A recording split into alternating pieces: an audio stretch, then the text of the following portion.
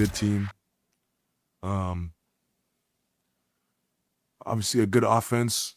Then they have really good defenders out there as well, so they're well balanced. They're obviously top of the East for a reason. They're a good team, playoff team. But yeah, really good roster. The people are really curious about this coat that you're wearing. I don't know if you're wearing gatekeeper or to share with people. Yeah, I'm a gatekeep. Yeah, thank you. Oh, Shae, what are we gonna do with you and this thing on your neck? I don't know. The coat's fire. I love it. What is that? A brooch? Like I'm around there too. Shanae, I don't know what's happening here, and him trying to talk over it. It was too much. It's too much. I am here for it. That man is Vogue. You know how we say Rihanna can wear anything and it looks good? Shai Gilgeous-Alexander can wear anything and it looks good. It's not what you wear, it's how you wear it. So I'm here for it. Stephen A., don't get any ideas. No, this is not for you. This is for the Aura King. I saw your eyes perk up like, I need to see Stephen A. wearing this. That's what I need. Don't get any ideas. No. That's what I need to see. Please. Stephen A., go ahead. There it is right there. There it is right there. You know, listen. Why do we just see your eyes, though? Because my head isn't as big as his. But you know what? Listen, let me tell you something right now. I'm here for it. I love Shae, man. I love him. That brother styling the pro. I ain't mad at him at all. Flag. You know, you the reigning Flag. MVP. You the reigning champion. You the reigning Finals MVP. You've been averaging 30 for the 4th straight year. You a bad brother, and you know he walking up there. It's like I'm different. And then he got the voice to go with it. He got the shades to go with it. I ain't mad at the brother. Yo, go ahead, Shae. I would not insult him by trying to emulate that, okay? Because I can't pull that off. He can. It's okay. He can. I can't. Great people know their strengths. Great people know their strengths. That's This right. is not your strong suit. You got the That's not- suit today. hell You got no. the tan suit. You're rocking it. right. But I was surprised. You're like, I'm right. different. Right. Yeah, I'm different. Okay. But check it out, Sinead. Check it out, Sinead. I'm not going to do that, but he has inspired me. I am going to try something in a few weeks. I don't know yet. I'm going to check with Shae, too. I'm going to check with him. I'm going to make sure I check with him to see if he approves, because I'm going to rock something in a few weeks, and it's going to be dedicated to the style right there. See, I keep telling people, when you walking from the bus to the locker room, that's a runway.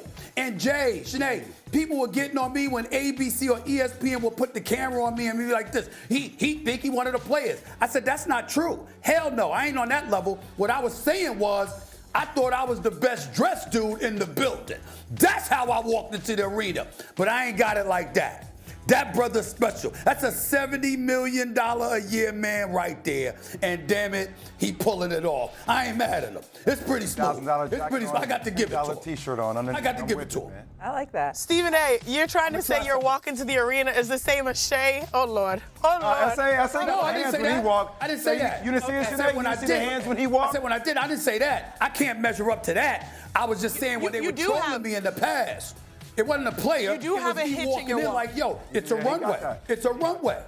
It's a runway. You're supposed to treat it like that. The neck thing was a little much, and maybe could have been tailored a little more. It was like covering his hands. That's all. Hey, listen, listen. let that man, he the MVP. Let that man be that man. That's You understand? Whatever works. You understand? From the bus to the locker room is a runway. And quite frankly, I'm sick and tired of these brothers disappointing us by not dressing accordingly. You're supposed to step it up like that. You're supposed to pull that out your hat. That's what you're supposed to be doing.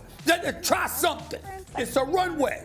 It's a runway. All of them go to fashion. All of them go to Fashion Week, Paris, New York. Yeah, hell, I'm going. Actually, I'm going there, Shae. I'm going there. I'm going to Paris. I'm going there.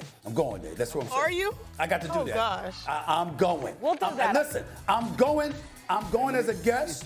Don't rule out the possibility that I might be on the runway Don't rule it out. Oh, good Lord. Don't rule it out. Help Oh, us. good Lord. Don't rule it out. It was a tough loss for the Knicks last night against the Thunder, despite SGA's fit, right? After only scoring 40 points the entire first half, the Knicks stormed back in the second half of the 40-point third quarter, but it was all for naught as Jalen Brunson and OG Anunoby missed multiple game-tying three-point attempts to end the game. Earlier this week, Stephen A. said a different Eastern Conference team was under more pressure to reach the finals, though, than the Knicks. Listen to this. In the end, there is nobody that has more pressure on them than the Cleveland Cavaliers. You got to close the deal. This is what it comes down to, because we're watching a multitude of players on that squad that have not answered the call, and that's the bottom line. Is it the bottom line? Do you think that the Cavs have the most pressure to reach the finals, or is there another Eastern Conference team you would peg? That Cali Kush is real out there, man. Woo! Cleveland, SA, Cleveland. What's the media? Hey, you know what? I see it though. I see the strategy. I see you take the weight off your team's back, you put it on Cleveland. You put that on Cleveland, you put it on Donovan Mitchell, you put it on 23 coming back home. You know, you alleviate your team, the media market of the world, the team that got to the Eastern Conference Finals, and then say, you know what, Tom Thibodeau, you ain't the guy. We're going to bring in the guy. We need to build depth. Oh, you know what? Now we have depth. Now we have big body Brunson. Now we got Cat. It's our chance. I know we have Giannis looming on the background, and I know the Eastern Conference is wide open. Not sure we believe in Detroit. Don't know how Cleveland's going to handle bringing on James Harden this time of the year. Not sure about the Boston Celtics. Jason Tatum coming back. Oh, they got mollywopped last night by the Charlotte Hornets. You know what? I'm going to put it all on Cleveland. I'm going to take it off the Knicks. I see what you did there. But there ain't no way in hell it cannot be the New York Knicks, S.A. There's no other team that has the most pressure on them other than the Knicks. But this is where I'm going to challenge you. You talk about all the time orange and blue skies. How come you ain't embracing it? You wanted this pressure. You want to be in the position to win a chip. This is what you've asked for. This is your moment. Don't put that on Cleveland. You need to own that. This is your time. You're supposed to be my brother. You know, we supposed to be brothers. I'm little brother. You know this. This is just betrayal. This is what betrayal looks like right here. But it's okay. It's okay, Jay. The bottom line is this. I've lost faith in the New York Knicks because they got their ass kicked by Detroit too many times. I'm just going to keep it a buck. I think they could beat Cleveland. I think they could beat Boston. I lost faith in them against the Detroit Pistons. I really, really have. I mean, and to see them get their ass kicked like that really disturbed me because Detroit told them, we coming for you. And the New York Knicks did absolutely positively nothing about it. So I got questions about the basketball character of my squad when it comes to the Detroit Pistons. That's my issue. That's my issue, right? Now, when I look at Cleveland, in all seriousness, bro, when I look at Cleveland, I'm not just seeing a James Harden that hasn't appeared in too many big games, including the last 4 Game 7s that he's been in, where he's averaged 13.8 points on 27% shooting and 17% shooting from three-point range. I'm looking at a bevy of starters that inexplicably sat out in Cleveland last year for a game, but then they were available for the next game against Indiana. That bothered me. And they lose this series, right? And they lose it in 5 to Indiana, right? I'm thinking about Donovan Mitchell had 33 one game, 48 another, 43 another, 35 another. You know, only had one bad game where he scored the 12, but they lost by 20. I'm just saying to you, there's so many question marks about it, and none of it has to do with their talent. We're not looking at Cleveland and saying they're lacking. We know they have the talent to beat anybody.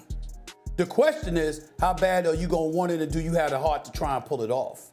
And that's the difference. And that's why I say Cleveland. The combination of Harden combined with what we said about the starters that's last year. That's where I'm at. Go ahead, Shanae. Stephen A., we're not falling for the trap. I'm so sorry. We know what you try to do. You try to put as much pressure on other places and not on your squad. And guess what? I understand.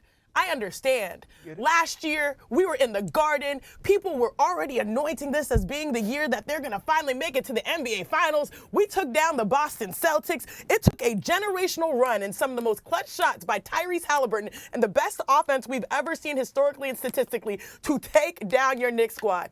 You know what comes with pressure? Pain. Pain. And I do understand that, Stephen A.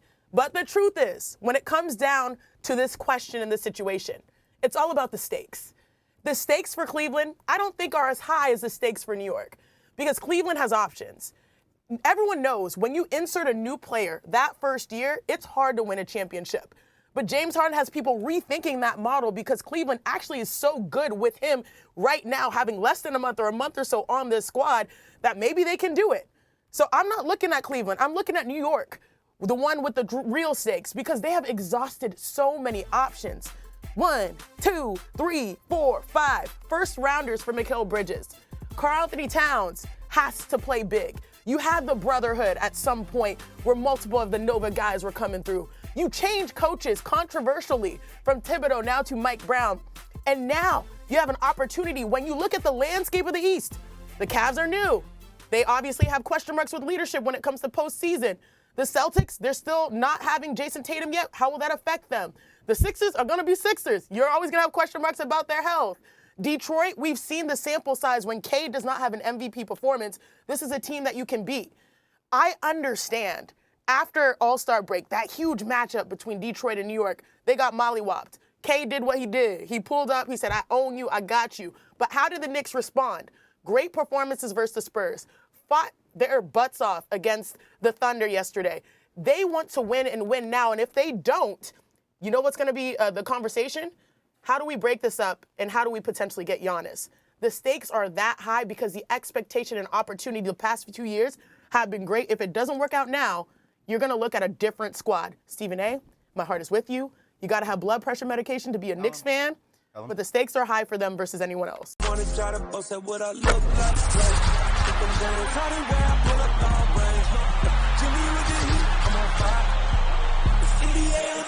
NBA